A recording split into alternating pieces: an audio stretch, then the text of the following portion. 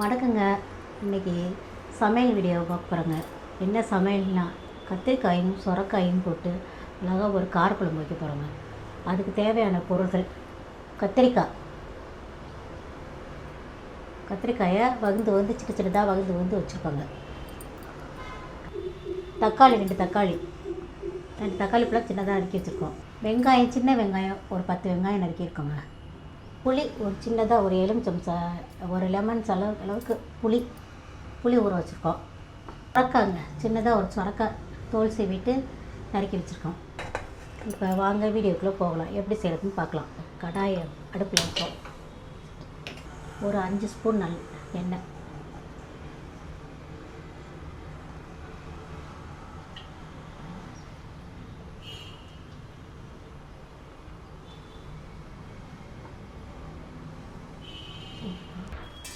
தேவையான கொஞ்சம் வெந்தயம், சோம்பு,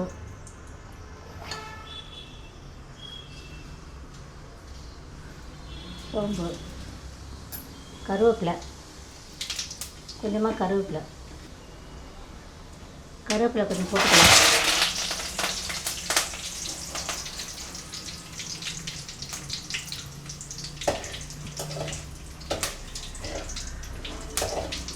அடுப்பு கொஞ்சம் சிம்மில் வச்சுட்டாங்க. அதெல்லாம் கருகாமல் நல்லா வாசமாக, கருகிட்டா வாசனையே இருக்காது, குழம்பு நல்லா இருக்காது. கருகாமல் நல்லா செவக்க வறுத்துட்டு வெங்காயத்தை போட்டுக்கலாம்.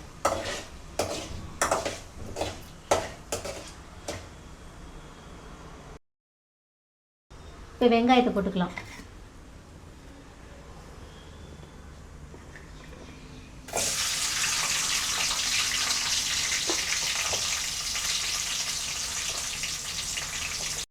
நல்லா வதங்கட்டும்.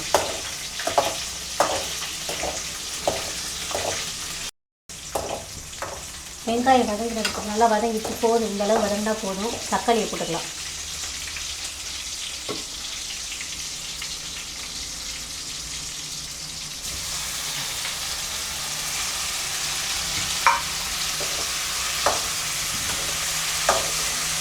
தக்காளி நல்லா வதங்கட்டும். நல்லா கொஞ்சம் கிண்டிக்கலாம்.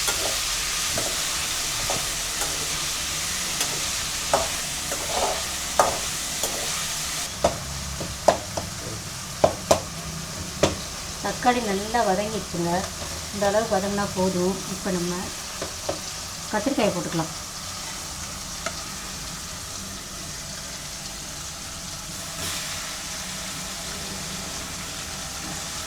கத்திரிக்காயை இப்படி எதெல்லாம் நறுக்கிக்கிட்டா குழம்பு நல்லா வதங்குறதுக்கு நல்லாயிருக்கும்.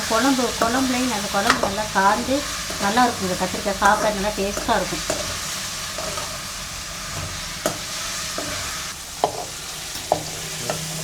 கத்திரிக்காய் நல்லா வதங்கணுங்க.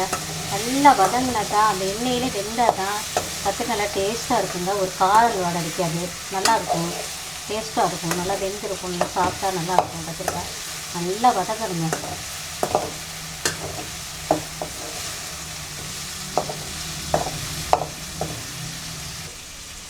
இப்போ நல்லா கத்திரிக்காய் வதங்கிடுச்சுங்க.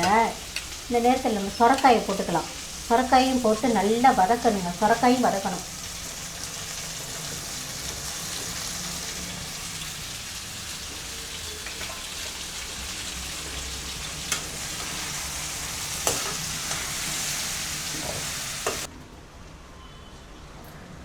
நல்லா வதங்கிடுச்சுங்க. இந்த நேரத்தில் நம்ம மஞ்சள்தூள் போட்டுக்கலாம். ஒரு 1/4 டீஸ்பூன் மஞ்சள்தூள்,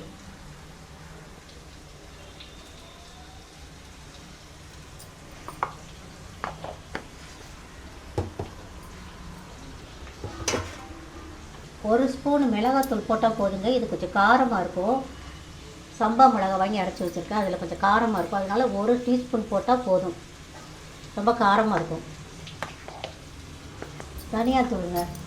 தனியாத்தூள் அதுக்கு 1 ஸ்பூன் மிளகாத்தூள் போட்டோம்னா அதுக்கு 2 மடங்கு கூட போடணுங்க. மல்லித்தூள் ஒரு 3 ஸ்பூன் மல்லித்தூள். கொஞ்சம் கூட போட்டால், மல்லித்தூள் கூட போட்டால் நல்லா இருக்குங்க. குழம்பு நல்லா வாசமாக குழம்பு நல்லா இருக்குங்க குழம்பு.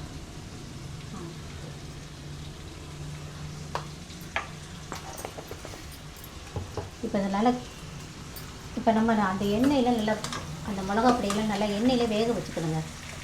பச்சை வாசனை போகும். நல்லா கலந்து விட்டுக்கலாம்.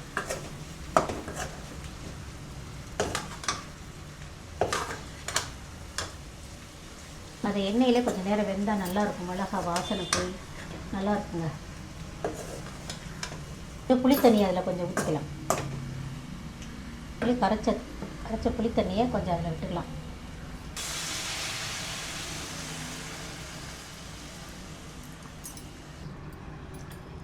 தண்ணி ஊற்றி நல்லா கிளறி விட்டுக்கலாம். இந்த தண்ணியில் கொஞ்சம் நேரம் வேகட்டுங்க. அதுக்கப்புறமா நம்ம தேவையான அளவு தண்ணி ஊற்றிக்கலாம். முதல்ல இந்த மிளகாய் தூள் கொஞ்சம் நேரம் வேகட்டும், கொஞ்சம் கொதிக்கட்டும். அதுக்கு தேவையான அளவு உப்பு போட்டுக்கலாம்.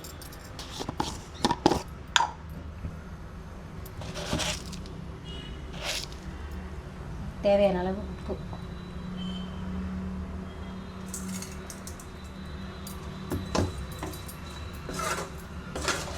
இது நல்லா கொதிக்கட்டும். கொதிச்சதுக்கப்புறமா நம்ம தண்ணி ஊற்றிக்கலாம். இதுலேயே கொஞ்சம் வெந்தால் தான் இந்த மிளகாயில் இந்த எண்ணெயிலே கொஞ்சம் நேரம் கொதிச்சா நல்லா இருக்குங்க. பச்சை வாசனை போக இந்த மாதிரி இந்த அளவு இருந்தால் போதுங்க. இதுக்கு மேலே தண்ணி ஊற்றினா நல்லா இருக்காது. இது நல்லா குழம்பு கொதித்து நல்லா வற்றி எண்ணெயெல்லாம் பிரிஞ்சதுக்கப்புறம் நல்லா இருக்குங்க குழம்பு. இதுக்கு புளி அதிகம் போடக்கூடாதுங்க. எதுக்குமே புளியை கொஞ்சம் கம்மியாக்கிட்டு தக்காளி பழத்தை கூட போட்டோம்னா அது டேஸ்ட்டே தனி தாங்க. நல்லா சுவையாக இருக்குங்க. இந்த குழம்புக்கு துவரம்பருப்பு வறுத்து துவையல் அரைச்சா சூப்பராக இருக்குங்க. துவரம்பருப்பு துவையல் சூப்பராக இருக்கும். பருப்பு துவையல் இது நல்லா காம்பினேஷன் நல்லா இருக்கும். துவரம்பருப்பு வறுத்துட்டு உங்களுக்கு அதுவும் ஒரு வீடியோ போடுறேன் பாருங்கள். இது நல்லாயிருக்கும் துவையல் தொட்டுக்கிறதுக்கு. பருப்பு துவையல் உடம்புக்கு நல்லது தான். அது இன்னொரு வீடியோவில் பார்க்கலாம். இப்போ பாருங்கள், இந்த குழம்பு கத்திரிக்காய் சுரைக்காய் காரக்குழம்பு எப்படி எண்ணெய் பிரிஞ்சு நல்லா வந்துருக்கு பாருங்கள். இங்கே பாருங்கள் எப்படி இருக்குன்னு பாருங்கள். சூப்பர் டேஸ்ட்டுங்க. போதுங்க, இந்த நேரத்தில் நம்ம இறக்கிடலாங்க. போதும், அவ்வளோதாங்க. கத்திரிக்காய் சுரைக்காய் போட்ட காரக்குழம்பு ரெடிங்க. நீங்களும் ட்ரை பண்ணுங்கள். நல்லா வந்து எனக்கு சொல்லுங்கள், கமெண்டில் சொல்லுங்கள். உங்களுக்கு ஆதரவு கொடுங்க.